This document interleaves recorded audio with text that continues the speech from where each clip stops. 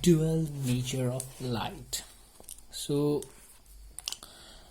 okay, we have accepted dual nature of light, that light is actually having two personalities. It has two faces, just like Bahurupia. It has two faces, and sometimes it shows one face to experimenters and sometimes it shows another face to experimenters. We have accepted that light is both a wave and a particle, right? So that's the dual nature of wave. And in quantum mechanics, a scientist named de Broglie, let me write the de Broglie, okay? A scientist named de Broglie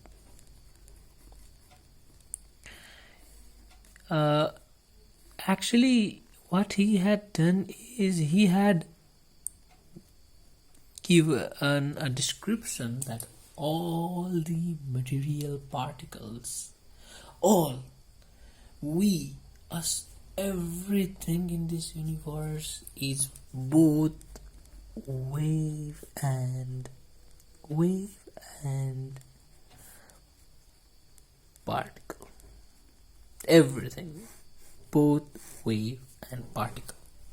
Isn't that amazing? And he has related momentum of a particle with its wavelength. And how he has related it? He has related that the wavelength is equals to Planck's constant by momentum.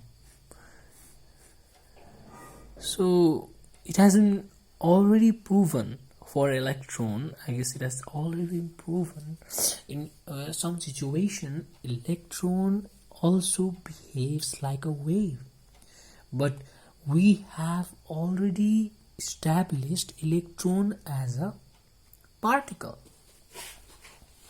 So that's the wave that is associated with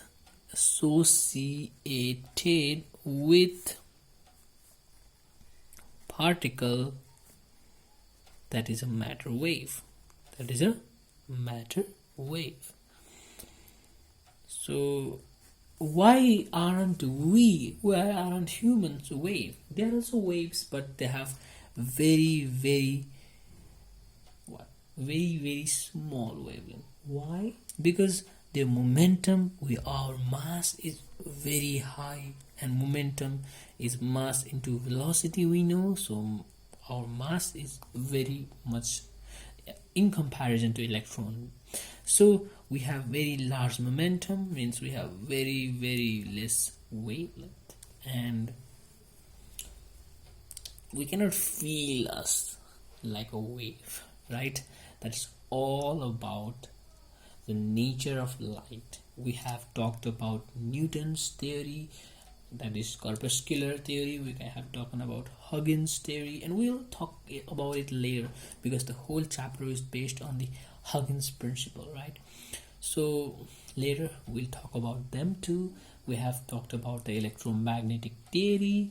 We have talked about the quantum theory given by Einstein. It's right in front of you. I have told about the quantum theory.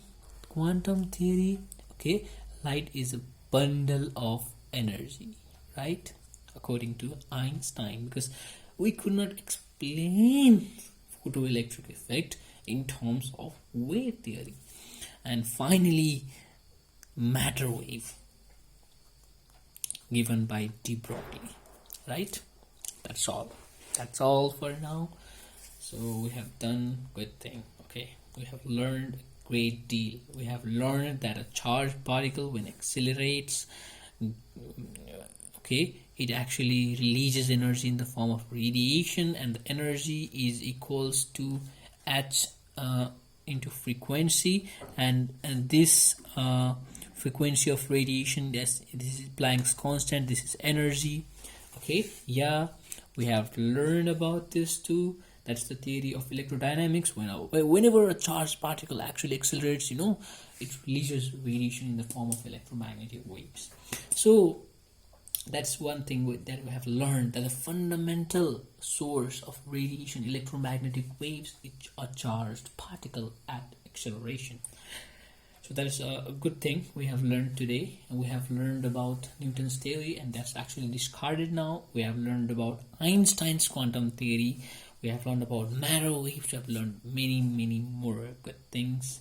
So while describing an examination, keep in mind that you talk about a theory just like an introduction. For example, in corpuscular theory, you just talk about corpuscles, and and what are they? They are tiny particles. They are elastic. They are elastic. So they are very small. They are massless.